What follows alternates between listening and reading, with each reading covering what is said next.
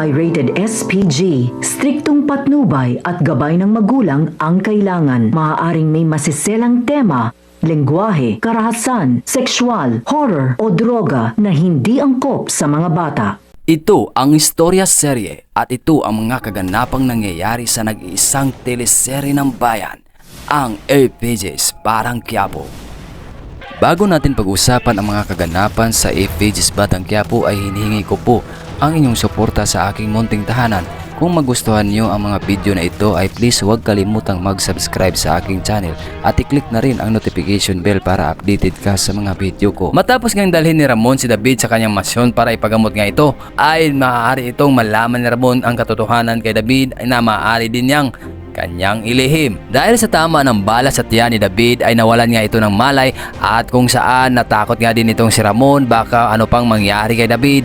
Kung kaya't sinabi ng doktor sa kanya na kailangan na nilang dalhin si David sa ospital, ngunit hindi papayag dito si Ramon dahil alam niya na maaari silang mahuli ng mga pulis. Kung saan sinabi nga nito sa doktor nito na gawin niya ang lahat para mabuhay ang kanyang anak.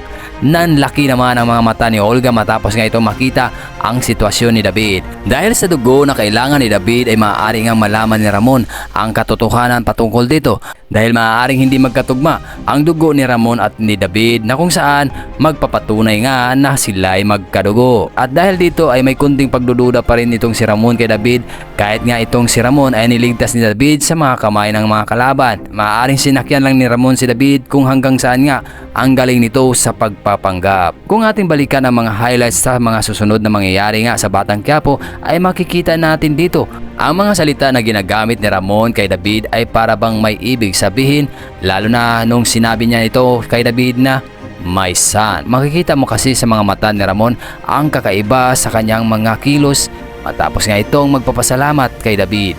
At yan nga ang ating abangan sa ating advance episode kung sino talaga ang magaling sa dalawang ito sa pagpapanggap nito.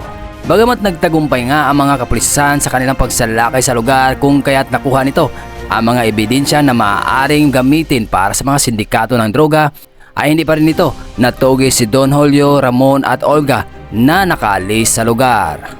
Bagamat nakaligtas sila ay hindi naman pinalad ang mga kasosyo nito sa negosyo, lalo na itong grupo ng Phoenix na kung saan nagtapos nga ang kanilang mga buhay sa kamay nila Bubbles at Tanggol at sa mga kasama nito. At ito nga ay dumating naman itong si Kernel at agad naman itong sinalubong si Rigor na kung saan may sugat nga ito sa kanyang ulo at sinalubong na nga agad ito sila ng mga media para tanungin sa mga pangyayaring iyon. At sinabi nga nito ni Kernel sa mga media na natugis na nila ang pinakamalaking grupo na siyang dahilan ng mga sindikato sa lugar. At tumawag pala itong si Ramon kay Monique para sabihin sa kanya na hindi niya ito masundo dahil nagkaroon daw ng problema sa kanyang negosyo na agad naman naintindihan ni Monique at sinabi nga nito kay Ramon na okay lang dahil may pupuntahan din ito na kanyang kaibigan. At nagmamadali na nga itong si Ramon na makauwi ng kanyang mansyon at pinatawagan na nito ang doktor na siyang susuri kay Tanggol. Habang si Don Julio naman ay galit na nga sa mga pangyayaring ito at sinasabi niya na paano na ang kanilang negosyo kung saan na nga ay nawalan sila ng mga kasosyo nito dahil sa pagsalakay ng mga kapulisan sa lugar. Bagamat pinakalma ito ni Olga at sinasabi nito na ang importante ay nakaligtas sila at hindi sila nahuli ng mga kapulisan. Sinabi pa nga ni Olga kay Don Julio na kailangan na nilang umalis sa Quiapo dahil mainit na sila sa mga tao doon at sa mga pulis. Kaya naman sinabi ni Don Julio sa kanya na hindi sila ang magdesisyon nito dahil si Ramon ang namamahala sa kanilang negosyo kaya hayaan daw nila na si Ramon ang magdidesisyon. Habang si Supremo naman at ang mga kasamahan nito ay nakaalis na nga